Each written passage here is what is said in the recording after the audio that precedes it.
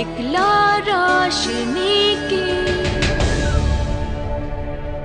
टूटे हुए हर दिल को जोड़े हम। Think heart, think IPC।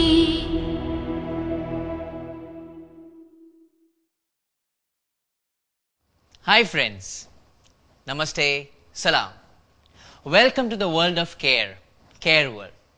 Think Heart, Think IPC.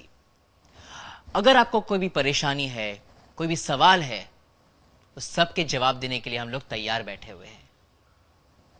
तो मिलते हैं एक एलोपैथिक डॉक्टर से जो हमेशा कहती है कि दवाइयों से दूर रहिए। सो प्लीज वेलकम डॉक्टर प्रतीक्षा। जीना सिखाए जिसकी है अदा, जिसका मैं हूँ सब, जिसकी है ये जहां, मंजिल को हासिल करके दिखा दे जो, सूरज के किरणें जैसे सब में समाए वो, नई नई आशा के दीप जलाती है, रात उतर के सुबह नहीं ले आती है, हर इंसान को राहें नहीं दिखलाती है, देख उसे हर दर्द यूं ढल जाती है, तुझसे रोशन जग है सारा, दूजा नहीं है कोई तेरे जैसा, हाँ तेरे जैसा, तुझसे रोशन जग है सारा, दूजा नहीं है कोई तेरे जैसा, हाँ तेरे जैसा, हर उम्मीद तू है प्रतीक्षा, प्रतीक्षा, हर दिल में तू है प्रतीक्षा, प्रतीक्षा, बस मेरी तू है प्रतीक्षा, प्रतीक्षा, हर सुबह तू है।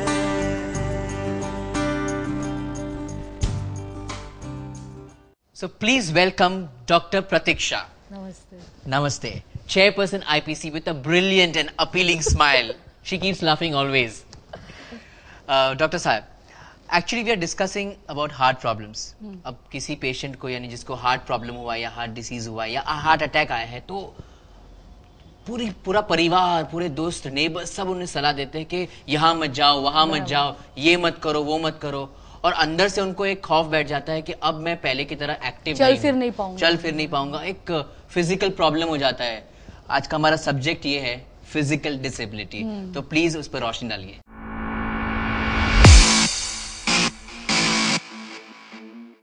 नहीं, ये इसलिए हम लोग ने ये अभी आज का टॉपिक लिया हुआ है कि दर्शकों को मैं ये बताना चाहूँगी कि सबसे पहला इम्पैक्ट, जैसे अपन ने पहले मौत का डर तो डिस्कस कर ही लिया है, लेकिन सबसे बड़ा है कि डे टू डे एक्टिविटीज़ के जितने लोग उतनी सलाह, इधर मत, जैसे कि एक हार्ट पेशेंट बन जाता है तो सब वॉचमैन बन जाते हैं कि इधर मत जाओ, इधर चलने मत जाओ, ये मत करो, और इतना मतलब एक पेशेंट बंदिश फील करता है कि वो जैसे उसकी नॉर्मल लाइफ खत्म हो गई।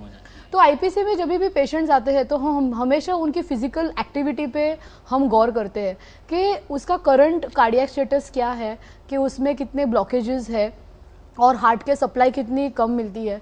तो सबसे पहले हम ट्रेडमिल टेस्ट करते हैं।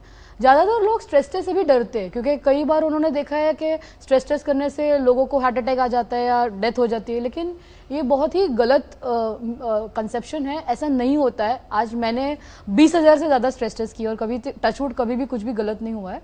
मेन थिंग क्या है कि हमें जो वॉक करते हैं रास्ते पे या सीढ़ी चढ़ते हैं तो उसमें हार्ट को अगर खून की सप्लाई बराबर से मिलती है तो वो सेफ एक्टिविटी है। तो हमें मतलब जो पेशेंट्स को समझाना पड़ता है कि वो क्या एक्टिविटी कर सकते हैं या नहीं कर सकते, और फिर हम लोग जैसे ECP, ACT ट्रीटमेंट देने के बाद वापस दोबारा टेस्ट करते हैं और उनकी फिजिकल एफिशिएंसी को बढ़ाते हैं, क्योंकि ECP में जो पूरी नस खुल जाती है, कोलैटरल सप्लाई खुल जाती है, तो हार्ट को ब्लड सप्लाई भी बढ़ जाती है, तो वो ज़्यादा अच्छी तरह से चल फिर पाते हैं। तो पहले हम रिस्ट्रिक्ट करते हैं एक्टिविटी, लेकिन धीरे धीरे उसको हम बढ़ाते हैं, नॉर्मल लाइफ जी सकते हैं वापस। हाँ। तो ग्रेट। और कुछ ऐसा कुछ इंसिडेंट याद है जहां एक्चुअली हार्ट पेशेंट को फिजिकल डिसेबिलिटी हो जाती है? नहीं, मैं आपको एक एग्जांपल देना चाहूँगी कि हमारे पास 2-3 तरह के, जैसे जब भी हमारे पास पेशेंट्स आते हैं तो हम उन्हें 4 स्टेज में ग्रेड करते हैं कि पहले के जो लोग आराम से आधा घंटा 1 घंटा चल पाते हैं, लेकिन जब भी वो लोग 20-25 मिनट चलने के बाद थोड़ा छाती में भारीपन आ जाता है और फिर उनको मतलब रेस्ट लेना पड़ता है। एक ग्रुप ऐसा होता है कि रूटीन एक्टिविटी जो उनकी है, वॉकिंग में कोई भी तकलीफ नहीं है, लेकिन समझो कोई घर चढ़ने गए, वैष्णो देवी चढ़ने, मतलब अनएकस्टम्ड एक्टिविटी, तभी उनको होता है, तो they are the very mild cases. Second grade is this patients के रूटीन एक्टिविटी में थोड़ी तकलीफ होती है। थर्ड जो ग्रुप है जिसकी सिवियरिटी सबसे ज़्यादा है वो है कि डे टू डे, मतलब ऐसे 15 मिनट भी चलने गए, जैसे रास्ता क्रॉस कर रहे तो ब्रेथलेस हो रहे हैं। और सबसे सिवियर कैटेगरी भी हमने ट्रीट की है कि स्नान करते हैं तो दर्द होता है, बैठे हैं थोड़ा खाने के मतलब डाइनिंग टेबल से उठ के गए बिस्तर पे बैठे तो दर्द होता है। तो जब भी हमारे पास पेशेंट आता है तो हम ये सब उनकी जो फिजिकल लेवल्स ऑफ एक्टिविटी उसको हम टेस्ट करके उसमें इम्प्रूवमेंट लेके आते हैं। तो एक केस के जैसे आपने बताया, तो एक पेशेंट का मुझे याद है कि जब भी वो आया था उसकी ऑलरेडी एक बाईपास सर्जरी हो चुकी थी और वर्ल्ड के बेस्ट डॉक्टर जो है डेंटल कुली ने यूएस में जाके उन्होंने करवाई थी, और दूसरी सर्जरी उन्होंने ही मना कर दी कि आप दूसरी सर्जरी नहीं कर सकते, आपको जो भी अभी दवाइयों से जीना है।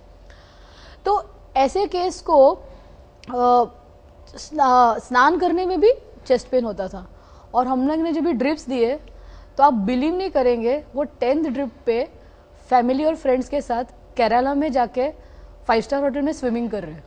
Oh God, that's strange. Yeah, very. So we have seen that with treatments we have seen दूसरे भी एक हमारे एक पेशेंट है औरंगाबाद से, गुलाम अली जी, तो वो फर्स्ट डे व्हील चेयर पे मिलने आए थे और बाद में ट्रीटमेंट खत्म होने के बाद वो औरंगाबाद जा रहे हैं, अभी 3-4 साल से मुलाकात हो रही है। तो हम बहुत ही सीवियर स्टेज के केसेस को भी ट्रीट करके बहुत अच्छे रिजल्ट्स, उसमें अच्छी दवाइयाँ, अच्छी ट्रीटमेंट, अच्छा गाइडेंस, काउंसलिंग, पेशेंट का फेथ डॉक्टर पे, ये सब बहुत जरूरी है। शायद ये फिजिकल डिसेबिलिटी है वो मेंटली भी कहीं पर डिपेंड करती है कि आप मेंटली कितने वीक हो गए हैं, यानी आप फिजिकली भी नहीं चल सकते। सही बात है डॉक्टर, ये फिजिकल डिसेबिलिटी जो है वो बहुत सी केसेस में मेंटल की वजह से हो सकता है, यानी एक पेशेंट मन में डर रहता है, मेंटली सोचता है कि मैं कुछ नहीं कर पाऊंगा, यानी वो फिजिकल डिसेबल हो जाता है। तो उसके बारे में क्या कहना है आपको? नहीं, मेनली क्या है कि इसमें मेंटल प्रिपरेशन बहुत ही इंपॉर्टेंट है, क्योंकि अगर अपना माइंड स्ट्रांग रहेगा तो एटलीस्ट वो विल पावर स्ट्रांग रहेगा तो वो नेचुरली फिजिकल एक्टिविटी में बहुत फर्क पड़ जाता है। So it is actually correlated.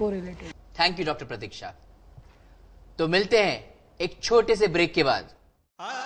युक्ताहार विहारस्य युक्तचेष्टस्य कर्मसु युक्तस्वप्नबोधस्य योगी भवति दुःखः।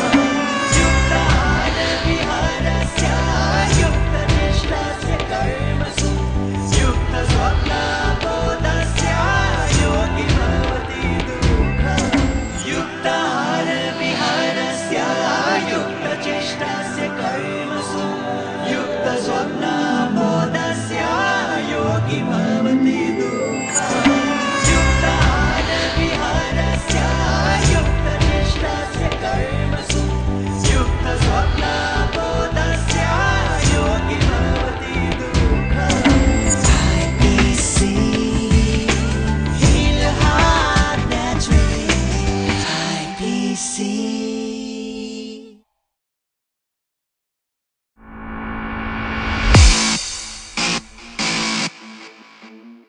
Welcome back. 2007 में उनको चेस्ट पेन हुआ था। लोगों ने बताया कि उन्हें बाईपास सर्जरी करनी चाहिए। केयर वर्ल्ड में आईपीसी का प्रोग्राम देखा और मुलाकात हुई उनकी डॉक्टर प्रतीक्षा से। तो please welcome mister Bharat Shah. मेरा नाम भरत केशवलाल शाह है और मेरी उम्र अभी 64 है। 2007 जुलाई में मेरे को सीवियर एंजाइना पेन हुआ। डॉक्टर ने बेड से बाहर निकलने के लिए मना किया। वो टाइम पे मैं केयर वर्ल्ड पे प्रोग्राम देख रहा था, तो प्रतीक्षा मैडम का कांटेक्ट करके मैं सीधा आईपीसी लोअर परल में पहुंच गया। वहाँ सब मेरा रिपोर्ट निकाला। रिपोर्ट निकालने के बाद मेरे को ईसीपी और एसिडी की ट्रीटमेंट लेने के लिए मेरे को बताया गया, तो मैंने दूसरे दिन ही स्टार्ट कर दिया। और उन्होंने जो बताया डाइट वगैरह, एक्सरसाइज, योगा, प्राणायाम, मेडिटेशन सब मैंने चालू कर दिया। और 10 ईसीपी लेने के बाद मैं मेरा लोअर चाल मरेलन स्टेशन से लोअर चाल तक चल के गया, मेरे को कोई पेन नहीं हुआ। और 35 EECP का सीटिंग पूरा किया और ACT का मैंने 10 सीटिंग पूरा किया। बाद में वो लोग ने जो बताया वो हिसाब से मैं डाइट फॉलो करता हूँ और अभी भी मैं स्वस्थ हूँ। और दूसरे लोग को भी मैं आगे आने के लिए इंस्पिरेशन बनता हूँ और मोटिवेट करता हूँ कि आप बाईपास के लिए मत जाओ। ECP और ACT लेने से आपको बहुत फ़र्क पड़ेगा और आप अच्छी ज़िंदगी जी सकेंगे। थैंक यू भरत भाई।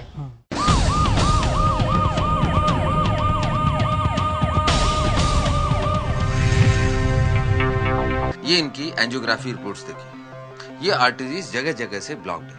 ये समझ लीजिए कि 90% ब्लॉकेजेस है। इसी वजह से हार्ट को ब्लड नहीं मिल पाता और इसी कारण इनका हार्ट अटैक हुआ।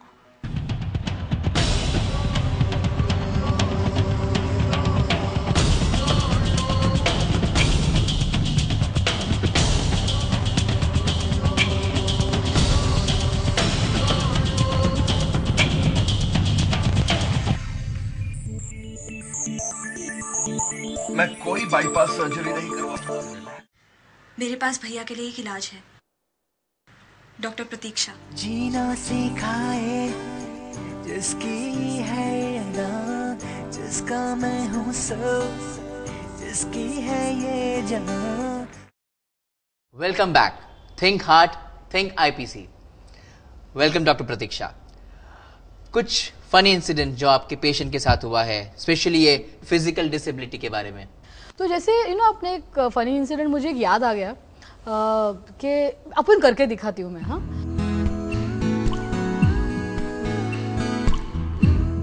तो जैसे देखा तो ऐसे जैसे मैं चल रही थी वैसे वो पेशेंट चल के आया। तो मैंने बोला ये क्या है, ऐसे क्यों चल रहे हैं आप?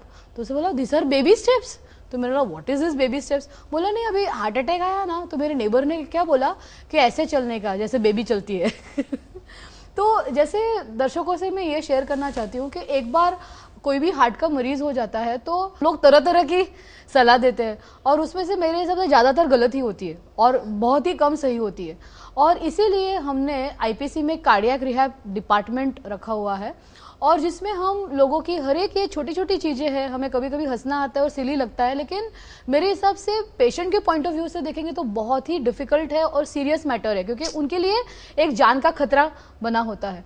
तो इसके लिए कार्डियक रिहैब डिपार्टमेंट में हम पेशेंट को ये सभी उनकी जो फिजिकल लेवल पे क्या क्या एक्टिविटीज़ करने चाहिए उसके केस वाइज हम लोग गाइडेंस देते हैं। तो मुझे लगता है कि हमें डॉक्टर तृप्ति से मिलना चाहिए जो हमारी कार्डियक रिहैब फिजिशियन है और उनकी पूरी ट्रेनिंग हुई है इंग्लैंड से। तो एटलीस्ट वो हमें जानकारी देगी कि कैसे वो पेशेंट्स को रिहैबिलिटेट करती है। जरूर। तो मिलते हैं डॉक्टर तृप्ति से।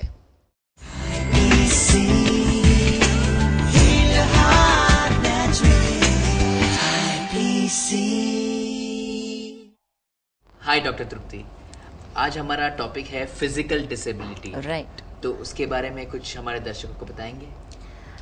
जी, फिजिकल डिसेबिलिटी बेसिकली मतलब आपको कुछ, आप जो नॉर्मल रहते हैं इंडिविजुअल्स उनको कोई ना कोई तरीके के डिसएबिलिटी है। तो इसका मतलब होता है कि या तो फिर पैर में दर्द है या फिर न्यूरोलॉजिकल केसेस में देखा जाए तो किसी को पोलियो होता है जिसकी वजह से वो चल नहीं पा रहे हैं। ये किसी भी तरीके की सिर्फ पैर से रिलेटेड नहीं, हाथ से रिलेटेड या कमर से रिलेटेड भी डिसेबिलिटीज़ होती हैं।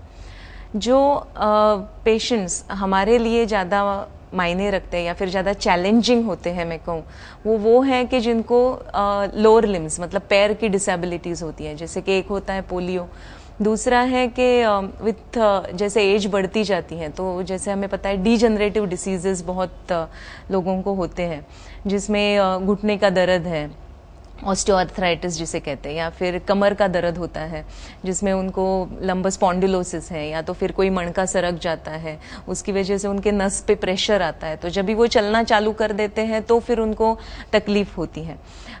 ऐसे इंडिविजुअल्स हमारे लिए चैलेंजिंग होते हैं क्योंकि जैसे हमने आज तक के एपिसोड्स में बताया है कि जब हम कार्डियक रिहैबिलिटेशन करते हैं तो ज़्यादा हमेशा हम जो एक एक्सरसाइज बताते हैं वो है वॉकिंग, क्योंकि सबको वॉकिंग पता है, पसंद है और सब करते आ रहे हैं। साथ साथ में स्विमिंग है या साइकिलिंग है या दूसरी तरीके के एरोबिक एक्सरसाइजेस होते हैं। पर जिनको पैर में चलने का ही प्रॉब्लम है उनके लिए फिर ये हमें एक चैलेंज हो जाता है कि हम इनको किस तरीके से ट्रेन कर पाए। इनके लिए भी कुछ अलग तरीके हम इस्तेमाल करते हैं, जैसे कि अपर लिम मतलब हाथ का एक अर्गोमीटर रहता है, तो फ्री स्विंगिंग हाथ के एक्सरसाइजेस वो कर सकते हैं, हाथ अर्गोमीटर से वेट बिल्डिंग एक्सरसाइजेस कर सकते हैं। साथ में इनके लिए और एक इम्पॉर्टेंट चीज़ हो जाती है कि एक आम आदमी जब 5-1 मिनट के लिए चलेगा तो जितना एनर्जी वो यूटिलाइज करेगा उससे ये एक डिसेबल आदमी जब 5 मिनट चलता है तो more than double energy utilize करता है। तो जो जनरल गाइडलाइंस होते हैं कि 30 to 45 minutes of exercise walk या ब्रिस्क वॉक होना ज़रूरी है, जो इनके लिए सही नहीं हो सकता है, क्योंकि इनके लिए फिर हम एडवाइस करेंगे कि 15 मिनट वॉक करें, दिन में 2 या 3 बार करें, तो frequently they can do more number and more frequently they can do exercises but short duration, क्योंकि वो टाइम उनका एनर्जी एक्सपेंडिचर बढ़ जाएगा। तो इस तरीके से हम कोई अल्टरनेटिव्स या उनको गाइडलाइंस दे सकते हैं। Thank you very much. Physical disability में जो आपने प्रकाश डाला है उसके लिए बहुत बहुत शुक्रिया। Thank you.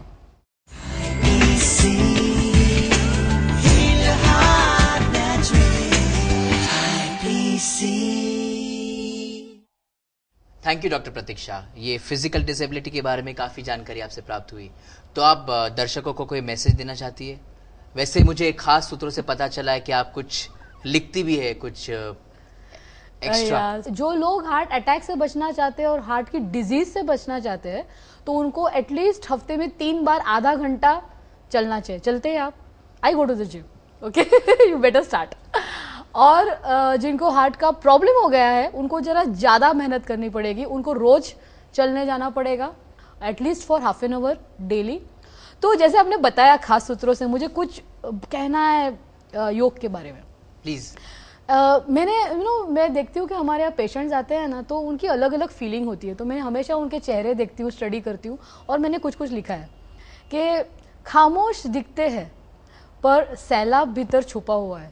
बहुत एकदम सीरियस दिखते हैं, लेकिन खुशी में मुस्कुराते हैं। कोई लोग क्या है ना, सीरियस नहीं दिखते, ऐसे हंसते रहते हैं, पर दिल में दुख से भरा है आफ्टर हार्ट प्रॉब्लम। हंसी होठों पे है पर आंसू दिल में दफन है। ये मैं कहना चाहती हूँ क्योंकि आंसू दिल में दफन है मैंने क्यों लिखा है, क्योंकि हार्ट पेशेंट ज़्यादातर मर्दों में है और मर्द समझते हैं कि रोना मना है, क्योंकि वो लोग आंसू अंदर दबा देते हैं। तो अपन इमोशनल के बारे में तभी बोलने ही वाले एक एपिसोड में, तभी डिटेल्स में बोलेंगे। रौनक शौनक है संसार की पर दिल में अंधेरे है, क्योंकि काफ़ी लोग वेल सेटल्ड है, बच्चे लोग अब्रॉड है, सब कुछ है, लेकिन देयर इज डार्कनेस इनसाइड। क्या है अंदर पर दिखाते हैं क्या बाहर। इस अंतर को मिटाए योग, जो दूर भगाए सभी रोग। क्योंकि हमारे बीच में एक गैप होता है और योगा का जो ट्रेनिंग है वो उससे फिजिकली हमें फ़ायदा नहीं होता है, लेकिन हमारा माइंड को भी बैलेंसिंग होता है, इमोशंस को बैलेंसिंग होता है, तो it is good for the body as well as the mind. So at IPC we advocate physical activity. Everybody should be active right from childhood, and cardiovascular fitness exercises, yoga is a part of the whole thing. So thank you very much सबको सलाह देने के लिए कि योगा बहुत ज़रूरी है। Anyways, so we end our program today. Okay. Thank you very much Dr. Pratiksha. Thank you. Think heart, think IPC. हर रास्ते हमारे है दिल